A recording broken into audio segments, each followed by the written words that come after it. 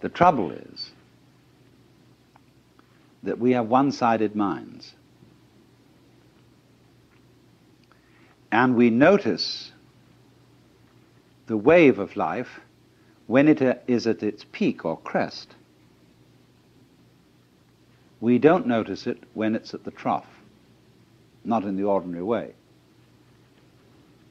It's the peaks that count. Take a buzzsaw. What seems important to us is the tips of the teeth. They seem to do the cutting, not the valleys between the teeth.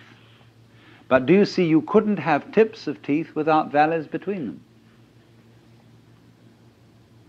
Therefore the saw wouldn't cut without both tips and V-shaped valleys.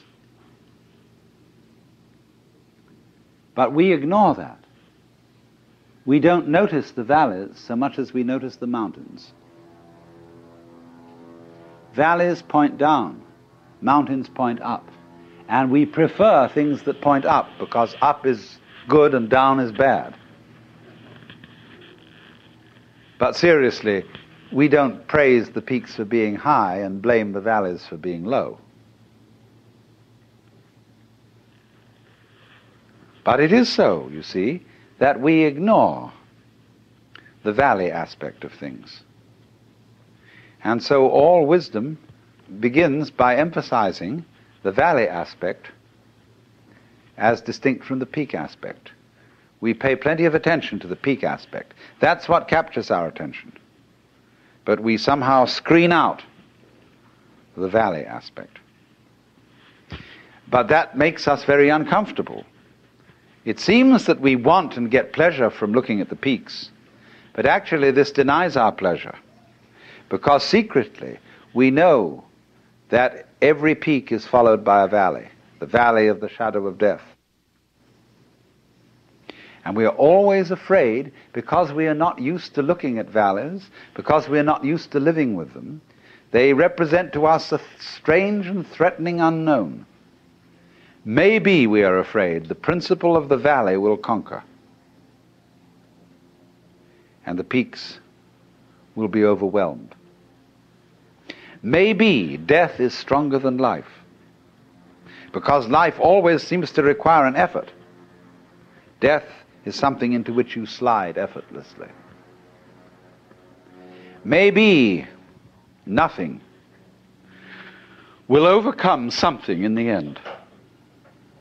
Wouldn't that be awful? And so we resist change, ignorant of the fact that change is life, and that nothing is invariably the obverse face of something. Most people are afraid of space. They ignore it, and they think space is nothing. Space and solid are two ways of talking about the same thing. Space, solid. You don't find space without solid, you don't find solids without space. If I say there's a universe in which there isn't anything but space, you must say space between what? Space is relationship. And it always goes together with solid, like back goes with front. But the divisive mind ignores space. And it thinks that it's the solids that do the whole job, that they're the only thing that's real. That is, to put it in other words, conscious attention ignores intervals because it thinks they're unimportant. Let's consider music. When you hear music, what you really hear when you hear melody is the interval between one tone and another. The steps, as it were, on the scale. It's the interval that is the important thing.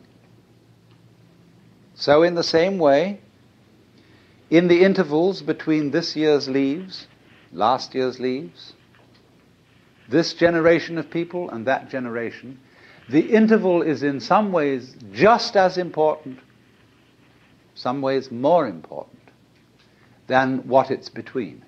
Actually, they go together.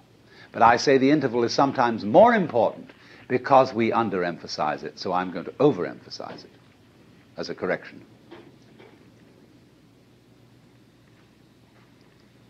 So space, night, death, darkness, not being there, is an essential component of being there.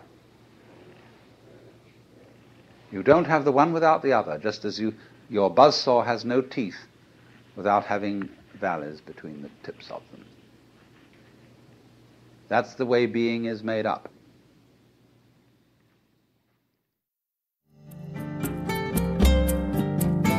This concludes Session 11 of Out of Your Mind, Essential Listening from the Alan Watts Audio Archives.